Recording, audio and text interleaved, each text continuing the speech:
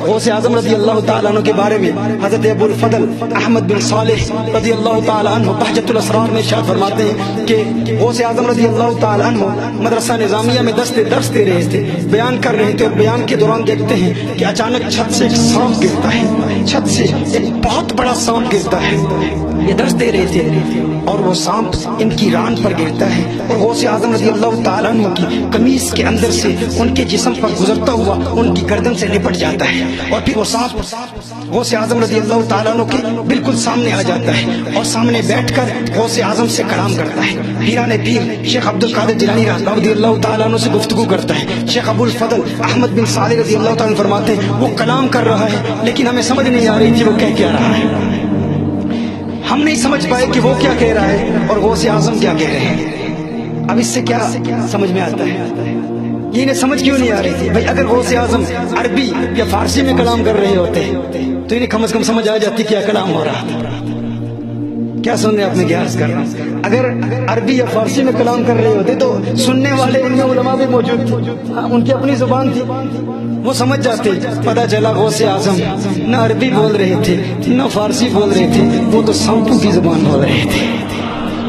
وہ نادان جو کہتا ہے کشمیری میں آقا کو پکارو گے آقا سمجھیں گے نہیں، ارے فرانس والے فرینچ میں پکارتے ہیں، آقا کہاں تمہاری بولی سمجھتے ہیں۔ مدینہ المنورہ میں جائیں اور مصطفیٰ جان رحمت پہ لاکھوں سلام کے ترانے الاپتے ہیں ہم، تو اچانک کچھ لوگ سامنے آ جاتے ہیں، ارے وہ تو نہیں سمجھتے، وہ تو عربی سمجھتے ہیں، کون سی بولی بولتے ہو، کیوں احمد رضا کا ذکر یہاں کرتے ہو؟ اب احمد رضا اس بارگاہ میں مقبول ہے تو وہ اس کی شان ہے نا، وہ اس کی عظمت ہے نا، وہ اس کی بلندی ہے نا۔ پتہ نہیں یہ لوگ کیوں جلتے ہیں، انہیں کیوں تکلیف ہوتی ہے کہ اعلیٰ حضرت کا کلام پڑھا جا رہا ہے اور وہ بھی مدینہ المنورہ کی گلیوں میں پڑھا جا رہا ہے، یہ شان ہے نا امام احمد رضا کی، تو پریشان ہو جاتے ہیں، ارے نہیں، اور پھر بہانے بناتے ہیں، کہتے ہیں اللہم صلی علی محمد پڑھو، صلاۃ و سلام پڑھو، لیکن عربی میں پڑھو۔ تو میں کہتا ہوں تمہارا استدلال کیا ہے؟ تم کہتے ہو حضور نے کسی دنیا میں کسی جگہ جا کر کہیں اردو نہیں سیکھی، کہیں فارسی نہیں سیکھی، کہیں کشمیری زبان نہیں سیکھی، کہیں پنجابی نہیں سیکھی، کہیں ہندی نہیں سیکھی، حضور فرینچ نہیں جانتے، انگلش نہیں جانتے۔ میں کہتا ہوں وہ حضور کا مقام ہے۔ اگر حضور کا غلام، اگر حضور کی اہل بیت میں سے،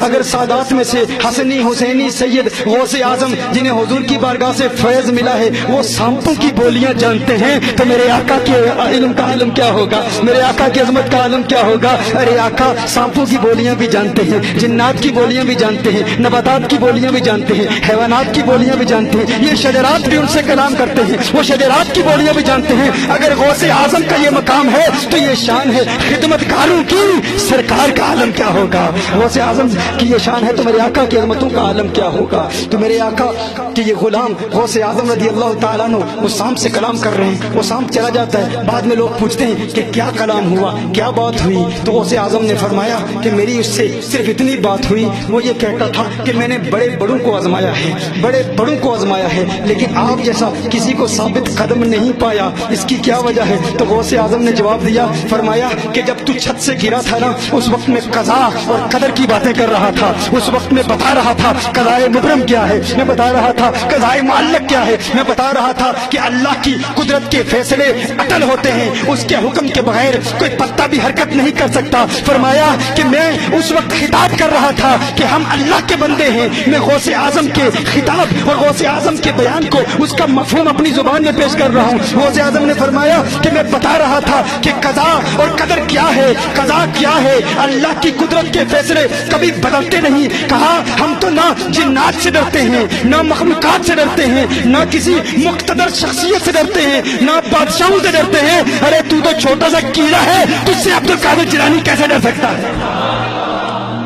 بہجت الاسرار کی روایت ہے کہ غوث اعظم نے خود فرمایا کہ میں جامع منصور میں نماز ادا کر رہا تھا، اچانک دوران نماز میں نے دیکھا، میں نے محسوس کیا کہ ستونوں کے پیچھے کسی حرکت کی آواز آئی، اور پھر اچانک میں دیکھتا ہوں کہ ایک بہت بڑا سانپ نماز کے دوران میرے سامنے آ جاتا ہے اور اپنا منہ میرے سامنے کھول لیتا ہے کہ جب میں سجدہ کروں گا تو گویا کہ وہ غوث اعظم پر حملہ کرے گا۔ فرمایا جب میں نے سجدہ کیا تو اپنے ہاتھ سے اس سانپ کو میں نے ہٹا دیا، کہا میں نے نماز مکمل کی، وہ سانپ वहाँ से गायब था। दूसरे दिन फिर मैं वहाँ आया, उसी मस्जिद में मैं नमाज अदा करने के लिए आया तो देखता हूँ कि एक शख्स मेरे सामने खड़ा है और वो शख्स तवील कामत था, लंबे कद वाला था और उसकी आंखें बिल्ली की तरह थी। तो मैंने देखा कि ये जिन है, मैंने जान लिया कि ये जिन है जो इंसान की शक्ल में आया है। उसने मुझे सलाम किया, मैंने जवाब दिया। उसने कहा मैं वही जिन हूँ जो कल नमाज के दौरान आपके पास आया था। गौसे आजम ने फरमाया तू क्यों आया था? यानी वो इंसान जो बना हुआ था वो जिन था और उससे कबल जो दिन में आया था वो जिन सांप बन कर आया था, सांप की शक्ल में आया था। तो फरमाया तू क्यों आया था? तो उसने कहा